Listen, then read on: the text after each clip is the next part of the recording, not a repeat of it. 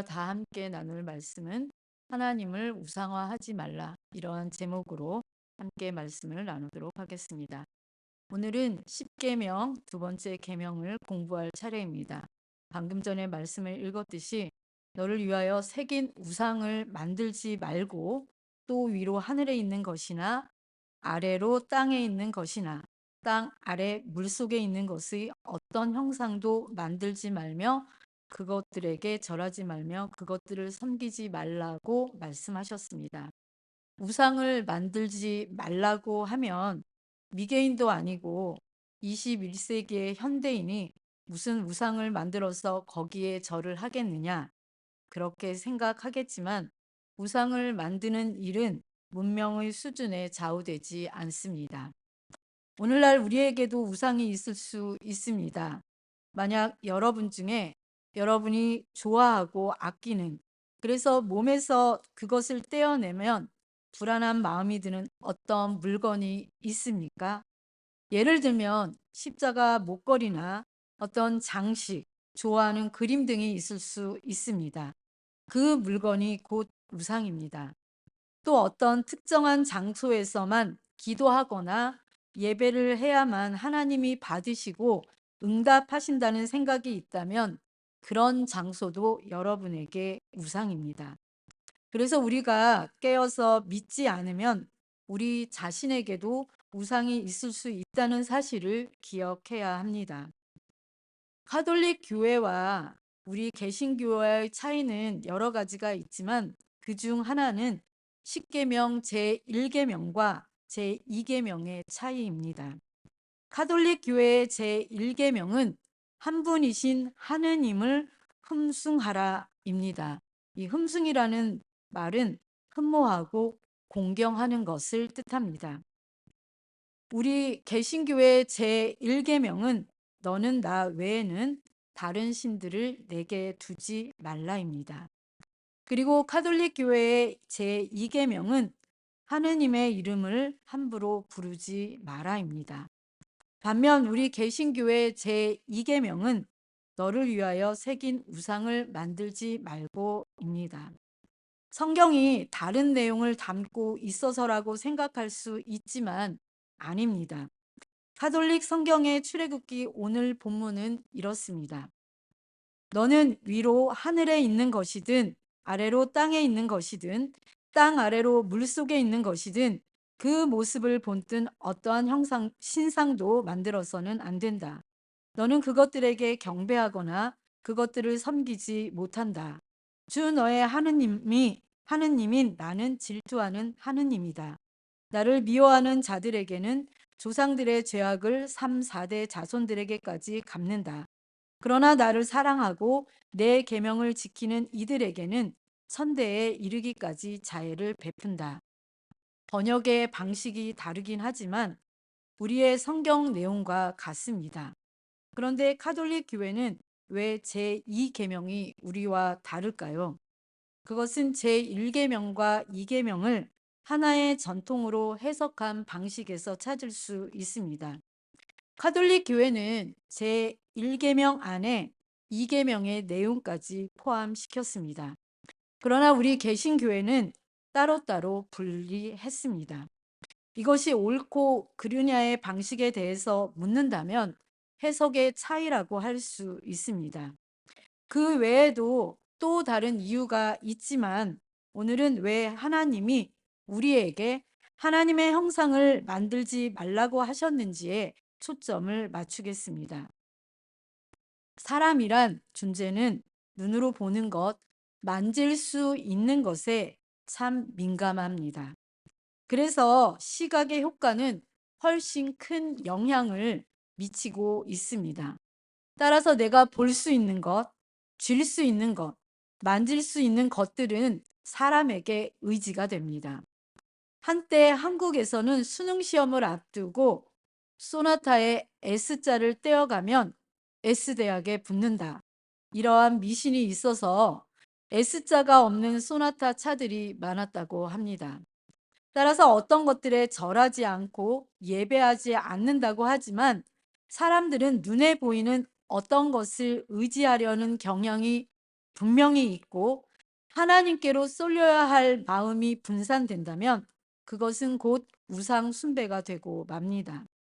우리가 분명히 알아야 하는 것은 하나님은 십계명의 둘째 계명을 통해서 우상 숭배를 엄격하게 금하고 있다는 것입니다. 이것은 타협의 여지가 없는 사실입니다. 오늘 4절 상반절의 말씀을 보면 너를 위하여 새긴 우상을 만들지 말라 이렇게 말씀하고 있습니다. 여기서 새긴 우상은 히브리어의 페셀이라는 단어의 번역입니다. 이 단어는 나무나 돌을 깎아서 만드는 상을 의미합니다. 이 단어는 조금 특별한데 히브리어의 명사가 번역에서 두 낱말로 새긴 우상, 새긴 그리고 우상 이렇게 두 낱말로 구체화된 번역의 예이기도 합니다. 4절 하반절 말씀도 보겠습니다. 또 위로 하늘에 있는 것이나 아래로 땅에 있는 것이나 땅 아래 물속에 있는 것의 어떤 형상도 만들지 말며 여기에 어떠한 형상도 만들지 말라 그렇게 말씀하셨습니다. 어떠한 형상이라는 히브리어는 콜 트무나라는 단어입니다. 특히 형상으로 번역된 트무나의 평행 구절은 신명기 4장 16절에서 18절인데 여기 형상에는 사람의 형상을 포함시키고 있습니다. 그 예는 신명기 4장 16절입니다. 그리하여 스스로 부패하여 자기를 위해 어떤 형상대로든지 우상을 새겨 만들지 말라. 남자의 형상이든지 여자의 형상이든지. 여기에 나오는 남자의 형상이든지 여자의 형상이든지에서 트모나를 영어 번역본들은 라이크니스, 폼 이런 단어로 번역하고 있습니다. 페셀이 구체적인 물질적 상이라면 이 트무나라는 단어는 정신적 모형이나 사진, 영상 같은 것도 포함하는 단어입니다. 따라서 하나님은 하나님에 관한 그 어떠한 것도 만들지 말라는 것입니다. 그러면 왜 사람들은 우상을 만들까요?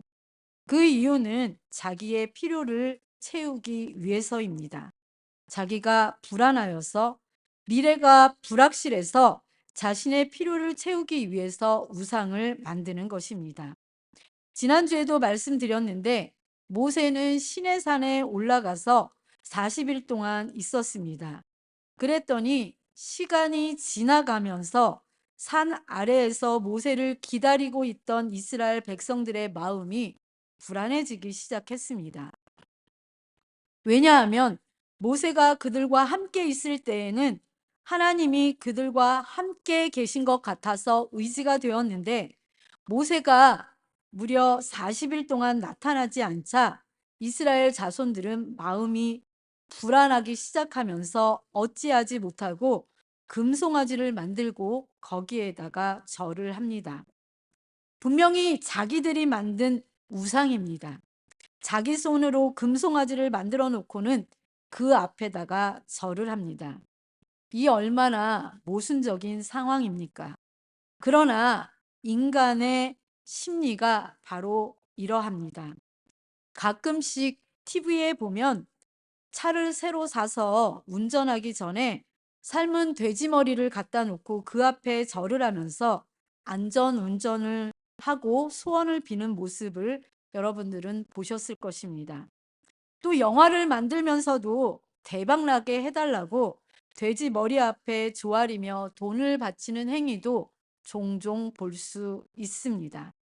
별똥별이 떨어질 때 소원을 빌면 소원이 성취된다고 기도하는 행위. 정월 대보름이나 추석 때에 둥근 달이 떠오르면 소원을 비는 행위 등을 합니다. 여러분은 어떻습니까? 하나님이 아닌 것, 즉 우상에 내 소원을 빌며 머리를 조아리고 있지는 않습니까? 옛날부터 통치자들은 이러한 인간의 심리를 잘 이용했습니다. 옛날의 왕들이 백성을 다스리는 방법에는 여러 가지가 있었습니다. 그런데 그중 가장 보편적인 것은 왕이 단순히 정치적인 총수가 아니라 자신을 신의 아들이라고 하든지 혹은 신격화하는 것이었습니다.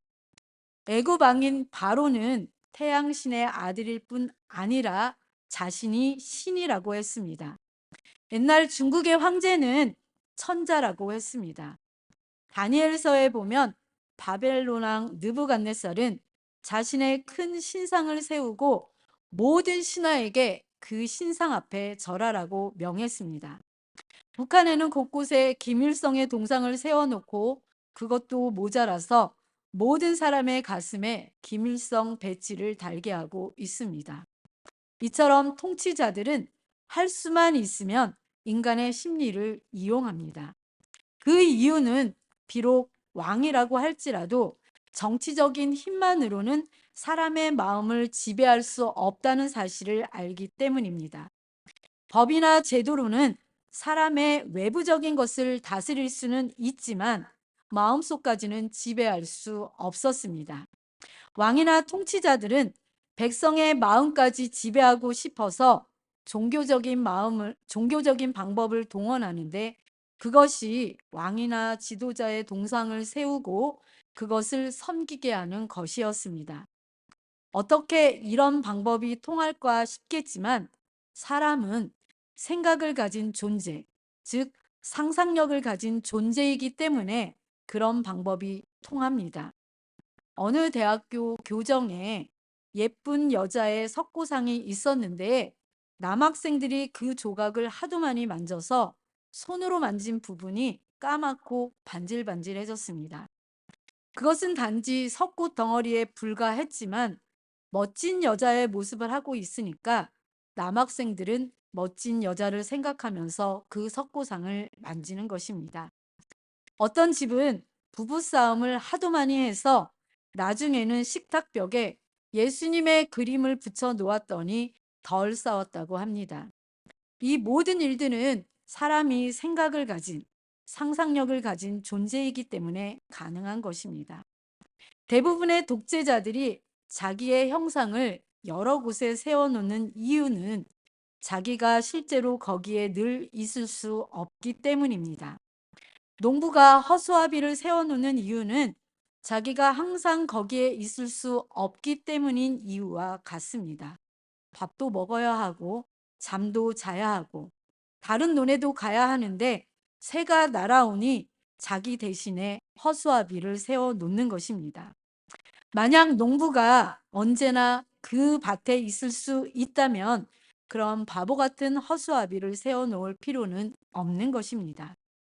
이처럼 하나님도 하나님의 형상을 만들어서 여러 곳에 세워놓고 그들이 어디서나 하나님의 형상을 보면서 한편 두려움으로 죄를 덜 짓게 하고 한편 하나님이 곁에 계시다고 안심하게 하셨으면 좋았을 텐데 아까도 말한 것처럼 예수님의 사진을 붙여 놓았더니 부부싸움을 덜 한다고 하면 좋은 것이 아닌가 이런 생각을 할 수도 있습니다. 그런데 왜 하나님은 단호하게 당신의 그 어떠한 형상도 새겨 만들지 못하게 명령하셨을까? 이상한 생각이 들지 않습니까? 더 놀라운 것은 이 둘째 명령을 주시면서 저주와 축복을 덧붙여 놓으셨다는 것입니다. 만약에 이 두 번째 계명을 어기는 자는 하나님을 미워하는 자로 간주해서 3, 4대까지의 벌을 주고 대신에 이 계명을 잘 지키는 사람은 하나님을 사랑하는 자이므로 1000대까지 은혜를 주신다는 것입니다. 이것만 보아도 하나님이 이 둘째 계명을 얼마나 중요하게 생각하셨는가를 알 수 있습니다. 이 세상의 다른 종교들은 자신들의 신의 형상을 만들고 또 만들도록 장려합니다. 그런데 유독 기독교의 하나님은 왜 당신의 형상을 만들지 말라고 하셨을까요? 가장 중요한 이유는 하나님이 창조주로 어디에나 계시기 때문입니다. 우리가 사는 우주가 아무리 넓다고 하지만 하나님은 이 우주를 말씀 한마디로 창조하신 창조주이고, 우리는 하늘의 별들이 너무 많아서 셀 수 없다고 하지만 하나님은 그것을 한 손바닥 위에 놓으시고 관리하시는 분입니다. 시편 139편 7절에서 10절입니다. 이 말씀은 우리가 다 함께 읽어보도록 하겠습니다. 시작. 내가 주의 영을 떠나 어디로 가며 주의 앞에서 어디로 피하리이까? 내가 하늘에 올라갈지라도 거기 계시며 스올에 내 자리를 펼지라도 거기 계시니이다. 내가 새벽 날개를 치며 바다 끝에 가서 거주할지라도 거기서도 주의 손이 나를 인도하시며 주의 오른손이 나를 붙드시리이다. 하나님은 언제나 우리 곁에 계시며 모든 것을 다 보시고 주관하십니다. 하나님 몰래 그 어떠한 일도 일어날 수 없습니다. 그래서 다른 종교들이나 왕, 독재자처럼 하나님 대신에 무엇을 만들 필요가 없다는 것입니다.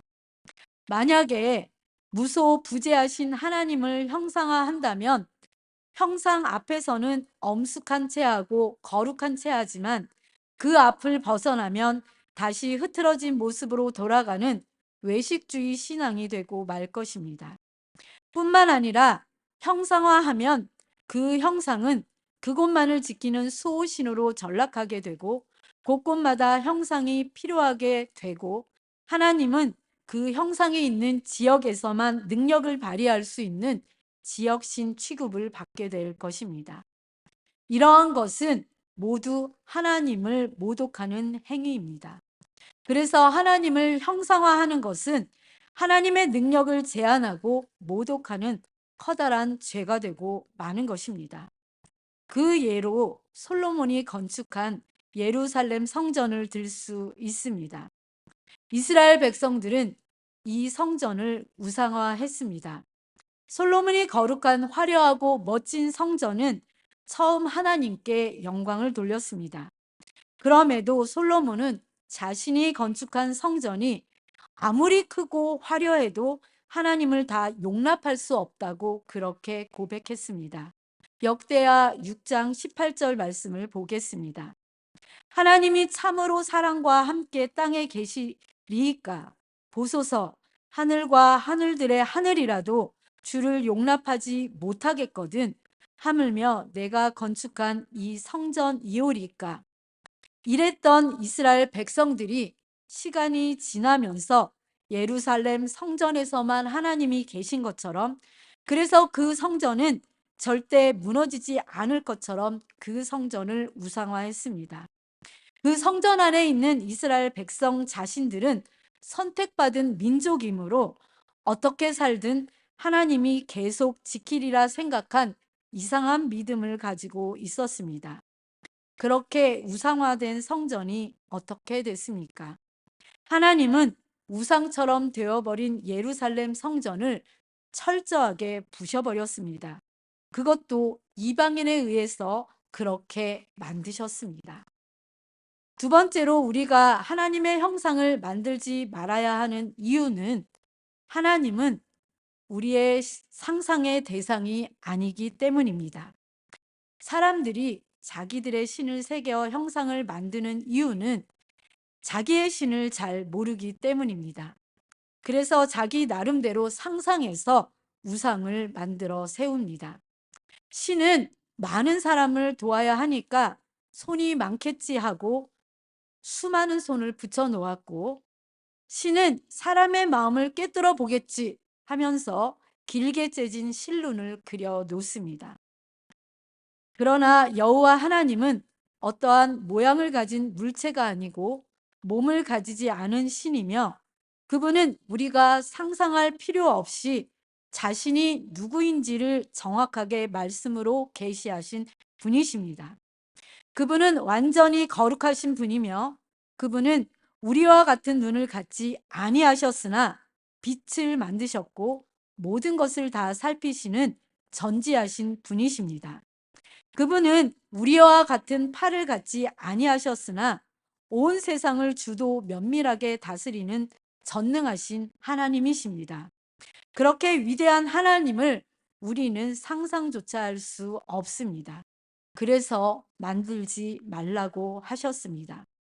하나님은 우리가 어디에 있든지 언제든지 우리를 완벽하게 주관하시기를 원하십니다. 밤이나 낮이나 집 안에서나 밖에서나 그 언제나 우리 곁에 계시고 우리를 주관하시기를 원하십니다. 그런데 하나님이 언제나 내 곁에 계시다는 사실을 인정하면 두렵고 때로는 귀찮습니다. 그래서 하나님을 떼놓을 방법이 없을까 하는 생각을 하게 됩니다. 만약 하나님을 어떠한 형상으로 만들어 한 곳에 세워 놓으면 내가 원할 때만 만날 수 있고 원하지 않을 때는 찾아가지 않으면 그만입니다.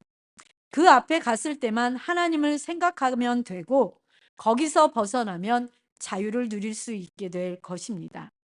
만약 하나님을 소로 만들어 놓으면 그 하나님은 내 안방에는 들어오지 못할 것이고 내 침상에서 일어나는 음모에 대해서는 모를 것으로 생각할 수 있습니다.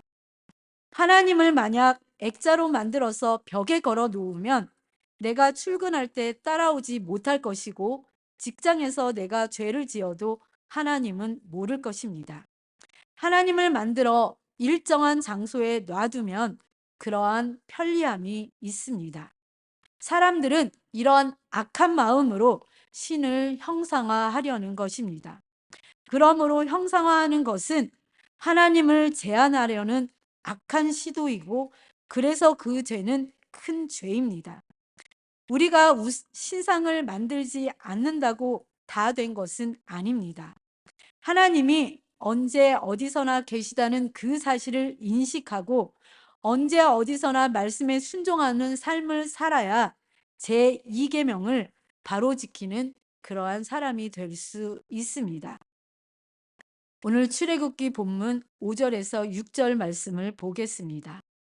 나 내 하나님 여호와는 질투하는 하나님인즉 나를 미워하는 자의 죄를 갚되 아버지로부터 아들에게로 3, 4대까지 이르게 하거니와 나를 사랑하고 내 계명을 지키는 자에게는 1000대까지 은혜를 베푸느니라. 이 말씀대로라면 하나님 앞에 우상을 만들고 섬기는 죄를 지으면 그 대가가 3, 4대를 갑니다. 3, 4대라는 것은 이제 한 가족을 의미합니다. 할아버지, 아버지, 손자 이러면 벌써 3대입니다. 한 가족이 그 우상의 죄로 말미암아 어려움을 겪을 수 있다는 말씀입니다. 그러나 그 저주의 대물림을 바꿀 방법도 말씀해 주셨습니다. 그것은 바로 하나님을 잘 믿는 믿음입니다. 특히 믿음 없는 가정에 잘 믿는 신자가 들어오면 이 3, 4대의 저주가 1000대의 축복으로 바뀝니다. 잘 믿는 사람 한 사람이 그 가정의 불행의 되물림을 끊을 수 있고 하나님의 축복이 임하게 될 수 있다는 사실을 알아야 합니다. 그러나 그래서 나 한 사람이 중요합니다. 내가 모든 헛된 것을 멀리하면 할수록 우리에게 하나님의 큰 축복이 있다는 것을 알아야 합니다. 그런데 이것은 내가 하는 것이 아닙니다. 내가 애쓸 필요가 없습니다. 이 모든 것은 하나님만 잘 섬기면 하나님이 하시는 것입니다. 우리는 이런 은혜를 받아야 합니다. 이런 은혜를 받는 것은 어렵지 않다고 말씀하십니다.